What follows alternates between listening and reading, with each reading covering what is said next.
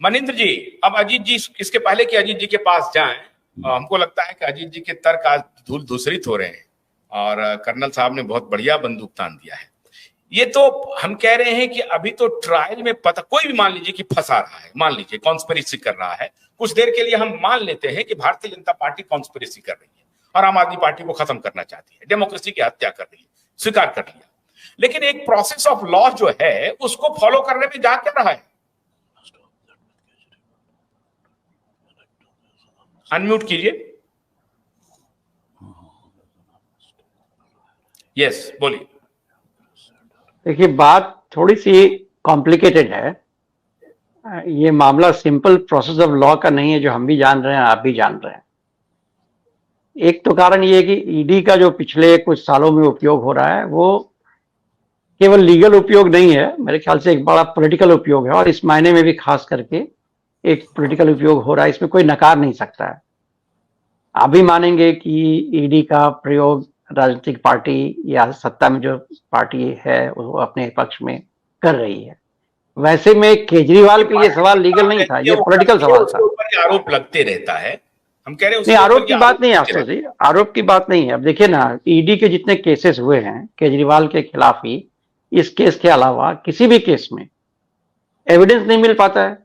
आज अजीत जी ठीक ही कह रहे हैं। मान लीजिए कि ठीक है, सुप्रीम कोर्ट ने किस ग्राउंड पे बेल नहीं दिया मैं नहीं जानता हूं। सुप्रीम कोर्ट खुद कहती है कि भाई एक सेकंड, मैं काउंटर पूछ रहा हूं। अरविंद केजरीवाल मैं करेक्शन कर रहा हूं। कोई एविडेंस पे कर लगाते थे आरोप? हाँ, बोल लीजिए अजीत जी, बोलिए। मनिंद्र जी का ये आर्गुमेंट बोल्स्टर करने के लिए, मनिंद्र जी, सुप्रीम कोर्ट से आपने खुद विड्रॉ कर लिया केस, बेल सुप्रीम कोर्ट तक पहुंचा ही नहीं, ये खुद ही विड्रॉ कर लिए हैं। हाई कोर्ट ने मतलब डिसएग्री किया और सुप्रीम कोर्ट से ये खुद विड्रॉ कर लिया। गो अहेड मनिंद्र जी, गो अहेड आशुतोष। मुझे लगता है आशुतोष जी, ये जो रिस्पॉन्स है अरविंद केजरीवाल का, ये बहुत ही मैच्योर पॉलिटिकल रिस्पॉन्स है और सत्याग्रही पॉलिटिकल रिस्पॉन्स है, ताकि ये जो उपयोग हो रहा है, पॉलिटिकल उपयोग हो रहा है ईडी का, वो नेशन वाइड एक्सपोज हो। और बड़ा मास्टर पॉलिटिकल स्ट्रोक है कि जिस इंडिया पार्टी के अंदर इश्यूज थे, आपस में जमा नहीं हो पा रहे थे, पहली बार ऐसा हो रहा है कि सब लोग जमा होके एक साथ अनकंडीशनली साथ में सब आ रहे हैं, क्योंकि ये साफ लग रहा है अब कि ईडी का भरपूर पॉलिटिकल मोटिवेशन के साथ उपयोग में लाया जा रहा है। एक तरफ जब आपके पास एक मिनट आशुतोष जी, मेरी बात पूरी होगी। हम अभी आप ही को देंगे मौका, पूरा मौका आपको ही देंगे, आप ही को बोलना है। मैं भूल ना जाऊं कहीं। जैसा आपने कहा कि ये पॉलिटिकल बातें हैं, ये कंफर्म है। आपने जो अभी बयान दिया है वो ये कहा है कि केजरीवाल का ये मास्टर स्ट्रोक है। इसका मतलब है कि केजरीवाल भी राजनीति कर रहा है, पॉलिटिकल उपयोग कर रहा है, वो भी विपक्ष को इकट्ठा करने के लिए स्वयं जेल का रास्ता चुन रहा है। ये भी ठीक है, आप मान रहे हैं? नहीं, केजरीवाल नहीं, एक मिनट। केजरीवाल का रिस्पॉन्स पॉलिटिकल है क्योंकि अटैक पॉलिटिकल है, मैं ये कह रहा हूं। अब उसका कॉन्सिक्वेंस ये हो रहा है, केजरीवाल को खुद पता था कि ये कॉन्सिक्वेंस होगा कि सब एक साथ आ जाए। उसे क्या पता था? हो सकता था नहीं भी आते। और अभी भी देखना बाकी है, अभी ये देखना बाकी है कि नेशन वाइड हर एक पार्टी के एक्टिविस्ट लोग सड़क पे आते हैं कि नहीं आते हैं। ये पता चलेगा अभी आने वाले 2-3-4 दिन में, अभी क्रिस्टलाइज नहीं किया है।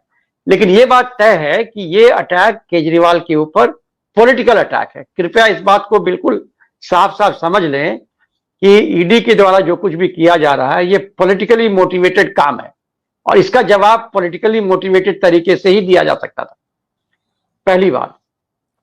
दूसरी बात, आप देखिए ना, ईडी का सारे केसेस देखिए, पिछले कुछ दिनों में जो केसेस हैं, कोई ब्लाइंड आदमी, ब्लाइंड इन द सेंस कि अनपढ़ आदमी भी यदि उसको उठा के देखेगा तो लगता है भाई आप, कोई केस 3 साल से चल रहा है, 4 साल से चल रहा है, आपके पास कुछ भी नहीं है, सीबीआई के पास कुछ भी नहीं है, फिर वो केस चला जा रहा है। क्या हो रहा है ये? आप एविडेंस लाते। केजरीवाल के अनेक लोगों को आपने गिरफ्तार कर लिया, इतने साल, 1.5 साल से आपने गिरफ्तार रखा है। प्रोड्यूस कीजिए, आप पूरा एविडेंसेस खत्म कीजिए, केस को फटाफट अरेस्ट कीजिए, रिजाइन करवाइए, कुछ भी नहीं।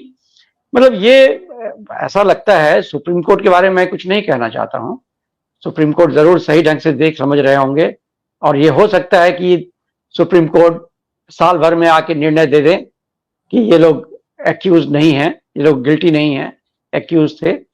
तो ये जब निर्णय देंगे तब हम क्या करेंगे उसका? इस बीच में जो ट्रायल चलाया जा रहा है, जिस तरीके से उनका पूरा हनन किया जा रहा है, ये भी तो उचित नहीं है। और दूसरी बात है, एक केस में मान लीजिए, इस केस में लोग कह रहे हैं कि पैसा पकड़ा गया है, क्या हुआ है नहीं हुआ है अभी तो पूरा क्लियर नहीं हुआ है, लेकिन जहां तक चंदे की बात है, चंदे वाले में सब कुछ स्पष्ट हो रहा है। वहां कहां चला जा रहा है आपका? लगाइए ईडी, पता कीजिए कि क्यों ऐसा हुआ कि आपने जिस दिन आपको पकड़ा गया उसके अगले दिन आप चंदा दे रहे हैं, उसमें बॉन्ड खरीद रहे हैं। कहां गया आपका ईडी? यूज कीजिए ईडी को, लेकिन वो नहीं करते हैं। तो ये बात तो समझने की है, ये पॉलिटिक्स ऑफ डिस्ट्रस्ट है जो अभी प्रोड्यूस किया जा रहा है पॉलिटिकल डोमेन में। बेसिक नॉर्म्स जो है डेमोक्रेसी का, उसका हनन माना जाएगा इस तरीके से यदि आप चुनाव के करीब आकर इन लोगों को अरेस्ट करने जा रहे हैं। आप खुला खेल फर्रुखाबादी मत कीजिए ना, ताकि साफ लग जाए कि ऐसा हो रहा है। आप बहुत लीगली यदि साउंड हैं, इतना एविडेंस आपके पास है, तो फटाफट कीजिए कि 24 घंटे के अंदर हम निर्णय खत्म करते हैं इसका। ये मेरे पास एविडेंसेस हैं। आपने सफिशिएंट एविडेंस कलेक्ट नहीं किया और चीफ मिनिस्टर को गिरफ्तार कर लिया, ये कैसे हो सकता है? भाई कोर्ट तो एविडेंस की खोज में डिले कर सकता है, क्योंकि कोर्ट के पास कोई दूसरा उपाय नहीं है। आप कहेंगे नहीं, ये एविडेंस लाने में मुझे टाइम लगेगा। आप तो कर रहे थे इतने दिनों से इन्वेस्टिगेशन, 9 समन को उन्होंने डिफाई किया, तो सारा एविडेंस को इतने दिनों में जमा करके एक साथ दीजिए, 24 घंटे के अंदर आप निर्णय हो जाएगा, कोर्ट निर्णय ले लेगा। वो तो आप नहीं कर पा रहे हैं। तो इसलिए इस बात को बिल्कुल साफ जनता भी समझ रही है कि ये पॉलिटिकली मोटिवेटेड एक्शंस हैं, ये लीगल न्यूट्रल लीगल एक्शन नहीं है। They are not criminals. भाई क्रिमिनल है तो कैसे आपके यहाँ चीफ मिनिस्टर बने हुए हैं? तो ये बात, इन बातों को मेरे ख्याल से समझना बहुत जरूरी है। दूसरी बात जो कह रहे थे कि आम आदमी पार्टी खत्म हो जाएगी वगैरह वगैरह वगैरह वगैरह, पार्टी को बहुत क्राइसिस हो जाएगा। मुझे लगता है किसी भी पॉलिटिकल पार्टी को आप देखेंगे, उसके खत्म होने का कारण कभी भी अपोजिशन का अटैक नहीं होता है उसके ऊपर, रादर वो हमेशा बाउंस बैक करता है। पार्टियां खत्म होती हैं अपने कारणों से, जब पार्टी के अंदर डिसइंटीग्रेशन होता है। इस वक्त शायद आम आदमी पार्टी कमजोर पड़ रही होगी ऑर्गेनाइजेशनली, आइडियोलॉजिकली, सडनली उनको लीज ऑफ लाइफ मिल गया है और अचानक से मुझे लग रहा है कि लोगों में सिंपैथी उनके प्रति उभरने लग गई जो खत्म हो गई थी। तो अब कहना कठिन है कि इन परिस्थितियों में ऊंट किस करवट बैठेगा, लेकिन इस बात से आप इनकार नहीं कर सकते हैं कि उनका मैसेज, दोनों का मैसेज नीचे तक पहुंच रहा है और ये बहुत साफ दिख रहा है कि ये मामला सिर्फ ईमानदारी और बेईमानी का नहीं है, क्योंकि हमाम में सारे लोग नंगे हैं, ये भी पता चल रहा है। इसलिए इतनी सीधी बात नहीं है कि ईमानदार लोग बेईमान लोगों को पकड़ा जा रहा है और ईमानदार लोग बेईमान लोगों को पकड़ रहे हैं। इतना मामला सीधा सीधा नहीं लगता है। भोलानाथ के 2-in-1 बैटरी ऑपरेटेड हार्वेस्टर कम ब्रश कटर के साथ ट्रॉली अतिरिक्त लागत पर उपलब्ध है।